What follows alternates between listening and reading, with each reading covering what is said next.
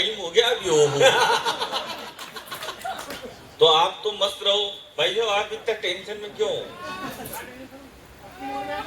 अच्छा, तो आप फोन हाथ में लेके बैठे हो, आप भी सकता है रिकॉर्डिंग कर रहे हो, तो रिकॉर्डिंग क्यों कर रहे हो जब मैं खुद ही यहीं खड़ा हूं, ओरिजिनल हाथ में खड़ा है।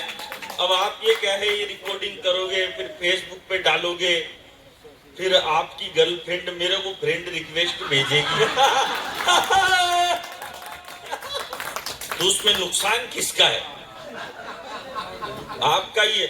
महासचिव साहब, मैं केवल अपनी 4 पंक्तियां सुनाता हूं कविता की, उसके बाद बिल्कुल नहीं सुनाऊंगा, केवल आपको हंसाऊंगा, क्योंकि हंसाना ही चाहिए। क्योंकि किसी ने कहा है, ये किसने कहा माही जी, मेरे को आज दिन तक मालूम नहीं चला, पर किसी ने कहा है कि जो मस्त रहता है वो कभी स्वर्ग में नहीं जाता, बल्कि जहां जाता है वहीं स्वर्ग बना देता है।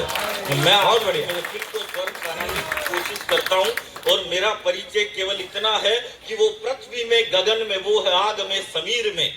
वाह वाली अब आएगी भाई साहब, ऐसे एडवांस पेमेंट थोड़ी लेऊंगा मैं, खा लिया भाई साहब, ऐसे तो मत करो यार। और आप पैसे पे काहे को अटके हुए हो? पैसे वैसे से कोई फर्क नहीं पड़ता, आनंद लो आप तो।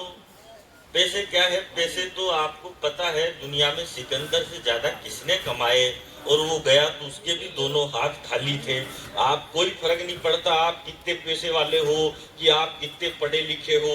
अब वो जैसे वो शुभम त्यागी थी, वो कह रही थी, बोले मेरे पति एसडीएम हैं और मैं खुद कॉलेज में प्रोफेसर हूँ, और इतनी पापी है कवि सम्मेलन भी नहीं छोड़ रही।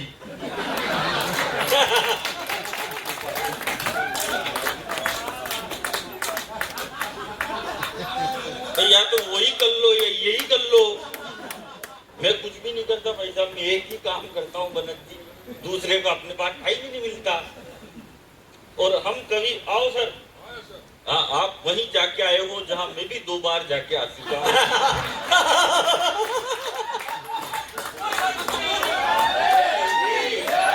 अरे ओ चक्र सुदर्शन वाले की, वृंदावन के ग्वाले की। आपने नारा लगाया इसीलिए शुरू हो रहा हूं। ओ चक्र सुदर्शन वाले की, वृंदावन के ग्वाले की, जयपुर की नगरी वालों, जयपुर की नगरी वालों, जय बोलो बंशी वाले की। चक्र सुदर्शन, तो अभी आएगा ये दोबारा। हम कभी क्या है भाई साहब, हम 50% पागल होते। 50? हाँ, क्योंकि 100% पागल तो वो होता है जो हमको बुलाता है। और मैं नाम नहीं बताऊंगा वरना सब समझ जाओगे, शंकर शिखर नहीं बुलाया है। लेकिन शंकर शिखर इस आपके जयपुर की नगरी का नाम पूरे हिंदुस्तान में रोशन किया। हिंदुस्तान के बाहर भी वो गए, कंबोडिया में एक जगह मैं नहीं लेके गया, वो मेरे को लेके गए थे। तो इन्होंने, आजकल हम बात करते हैं, बोले जयपुर चलना है, शंकर जी की धरती पे चलना है। तो ये आपके प्रेस क्लब के सितारे हैं, और प्रेस क्लब का मेरा, हाँ आपको पता है ना, हाँ इनका एक डायरी भर गई 2010 से। अब पासपोर्ट, अच्छा वीर महाराज में तो हम दोनों साथ थे जब ये राफ्टर चैंपियन नहीं बने थे। वो समय बाद वो नहीं था कि मीनू का एक मंदिर था थानागाजी के पास, अपन गए थे जिसमें, वो इनके गांव में ही है, राहुल जी के। हाँ वो तो है ही।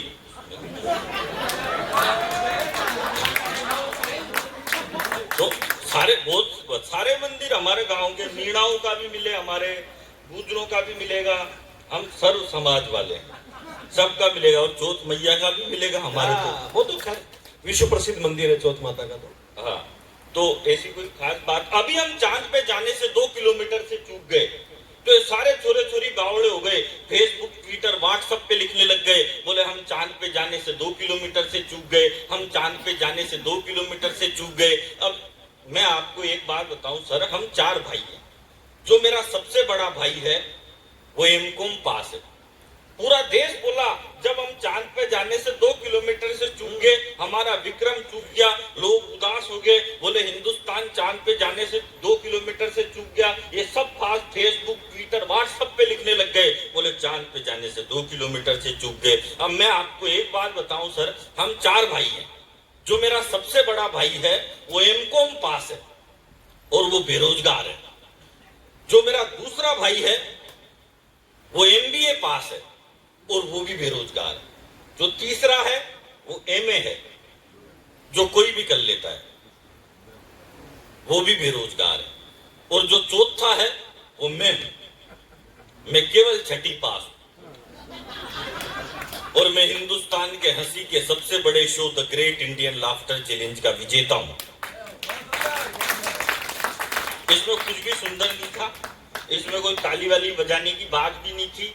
बात यह है कि जो बेवकूफ बोल रहे हैं कि हम चांद पे जाने से 2 किलोमीटर से चूक गए, हम चांद पे जाने से 2 किलोमीटर से चूक गए। अब एक बात बताओ, जब मेरे पिताजी को लाफ्टर चैंपियन पैदा करने के लिए 3 पड़ाव पार करने पड़े और ये एक बार भी बोल रहे, बोले हम चांद पे जाने से 2 किलोमीटर से चूक गए, हम चांद पे जाने से 2 किलोमीटर से चूक गए। अरे पहुंचेंगे चांद पे। जिस देश के पास अब्दुल कलाम जैसा वैज्ञानिक हो वो एक दिन चांद पे जरूर पहुंचेगा।